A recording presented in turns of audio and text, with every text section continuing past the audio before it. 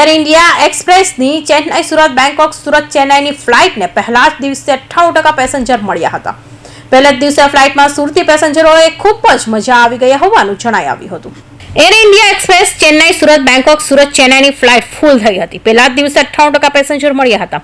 પેસેન્જરનો video viral થયો છે, જેમાં પહેલા દિવસે ફ્લાઇટમાં સુરતી પેસેન્જરો ખૂબ જ મોજમાં આવ્યા હતા. ફ્લાઇટમાં પેસેન્જરોએ વિસ્કી અને બિયરનો સ્ટોક જ પતાવી દીધો હતો. 300 પેસેન્જરે 4 કલાકની મુસાફરીમાં 1.80 લાખથી વધારેનો 15 લીટર દારૂ પીધો હતો. તો મુસાફરો ઘરેથી થેપલા, ખમણ, પીઝા સહિતનો નાસ્તો લઈ ગયા હતા. મુસાફરોએ ફ્લાઇટમાં જ ખમણ, થેપલા અને બિયરની મોજ માણી હતી. તો ફ્લાઇટની સિવાસ રીગલ બરકાડી અને બિયરનો સ્ટોક પતી ગયો હતો. ઉપરાંત ફ્લાઇટમાં સેલિંગ થતો નાસ્તો પણ પતી ગયો હતો.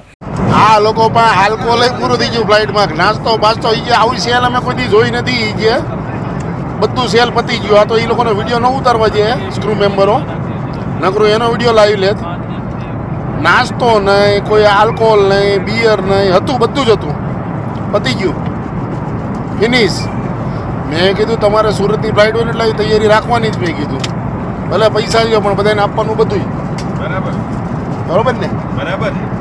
મારે તમારે વિડીયો બધાનો લેવો છે પણ લેવાય એમ નથી, કારણ કે કોઈક ચાઇનાનું કંઈ નહીં હોય, કોઈક ભૂતાનનું કંઈ નહીં હોય ને પછી ડિસ્પ્લે થઈ જાય તો વિડીયો કેમ લેવો? એટલે એ બધાના વતી હું બોલી જાઉં છું. સમજી ગયા?